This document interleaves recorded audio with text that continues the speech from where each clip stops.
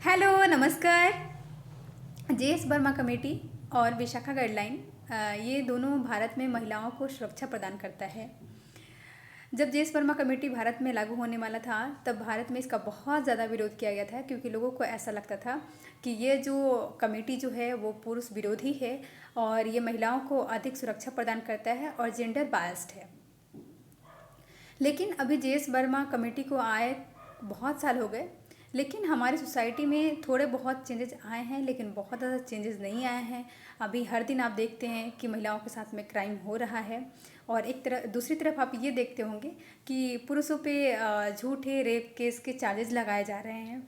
तो उसमें भी जब आप उस पूरे केस के तहकीकात में जाएंगे तो ऐसा पाएंगे कि वो जो रेप के गलत आरोप लगाए जाते हैं, वो कहीं ना कहीं उसमें उसके पीछे किसी न किसी पुरुष का ही हाथ होता है। लेकिन मैं आज इस टॉपिक पे बात नहीं करने वाली हूँ। थोड़ा सा मेरा टॉपिक अलग है कि जेएस वर्मा कमेटी और विशाखा गाइडलाइन आने के बाद भी हमारे समाज में यदि परिवर्तन नहीं आ रहे हैं तो हम उसके लिए क्या कर सकते हैं। जैसे कि आज का मैं आपके साथ दुर्घटना शेयर कर रही हूँ कि मैं मंदिर गई थी, और जैसा कि सभी को पता है कि पटना का महावीर मंदिर जो है वो बहुत प्रसिद्ध है और यहाँ पे हर दिन हज़ारों लोग आते हैं। तो वहाँ पे एक यंग बॉय को पुलिस पकड़ के पीट रही थी। सभी को समझ नहीं आ रहा था कि क्यों पीट रहे हैं। फिर उन्होंने लोगों को बताया कि ये लड़कियों के साथ छेड़खानी कर रहा था। तो कुछ टाइम के लिए इतनी बेरहमी से उसकी पिटाई हो रही थी कि कुछ समय के लिए सभी पुलिस को ही गलत समझ रहे थे। लेकिन फिर उन्होंने बताया कि नहीं, मैं इस व्यक्ति को आधे घंटे से वॉच कर रहा था और इसकी हरकतें जो थी ये बहुत गलत काम कर रहा था। उस समय से हम 3-4 पुलिसकर्मी इसको ध्यान दे रहे थे। लेकिन फिर मुझे भी ऐसा लग रहा था कि मैं भी कभी कभी क्या होता है कि हम लोगों को गलत समझ लेते हैं। लेकिन लास्ट में मुझे ये समझ आया कि जिस काउंटर से उसे पकड़ा गया था वो महिला और पारिवारिक काउंटर था, शूज स्टैंड। लेकिन वहाँ पे मेल के लिए अलग काउंटर है, जहाँ पे मेल अपना शूज एंड चप्पल जो भी है वो रख सकते हैं। तो फिर मुझे लगा कि नहीं, पुलिस वाले सही हैं, और जो वहाँ पे लोग थे उनको भी धीरे धीरे ये चीज़ रियलाइज़ हुआ। लेकिन जो पिटाई उसकी मैं देखी, या फिर जो भी वहाँ के लोग देख रहे थे, वो कहीं ना कहीं बहुत परेशान हो रहे थे कि इतनी उसकी पिटाई क्यों हो रही है। तो ज़रूरी नहीं है, ये तो ज़रूरी नहीं है कि वो बिल्कुल गलत ही हो। मे बी वो गलत इंसान नहीं हो या फिर उसने गलती नहीं की हो, लेकिन फिर ऐसा क्यों।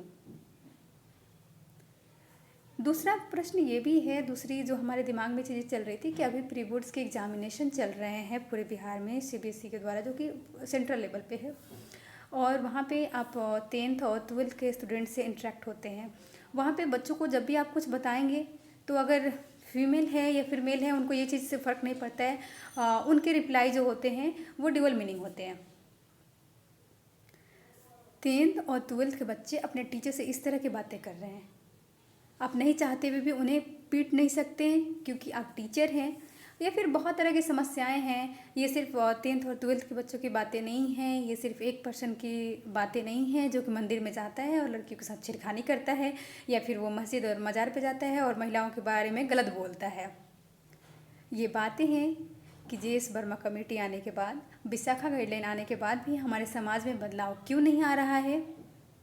तो कहीं ना कहीं हम सब ने सही से उसे नहीं समझा है, और अब भी अपने परिवार में, अपने समाज में हम अपना कुछ भी सकारात्मक नहीं दे पा रहे हैं। क्योंकि अगर हम अपने परिवार की शुरुआत मैं से, जैसे कि किसी भी परिवार और किसी भी देश का, राष्ट्र का जो निर्माण होता है वो मैं से होता है। क्योंकि मैं से एक परिवार होता है, और परिवार से हमारा समाज होता है, समाज से सरकार होता है, और सरकार से हमारा राष्ट्र चलता है। तो इसलिए कहीं ना कहीं हम सब जिम्मेवार हैं इन सारी चीज़ों के लिए। हम सबको कोशिश करनी चाहिए कि जो भी, जिस भी हम रिश्ते में हैं, जैसे कि मैं हूँ तो मेरे पास भाई है, छोटे बच्चे हैं, स्कूल टीचर हूँ तो मेरे पास बहुत सारे बच्चे हैं। तो उनको मैं समझाऊँ कि ये चीज़ें गलत हैं, ये सही है, कहाँ पे कौन सी चीज़ें सही हैं, किस तरह की हरकतें जो हैं वो महिलाओं को अच्छी नहीं लगती हैं।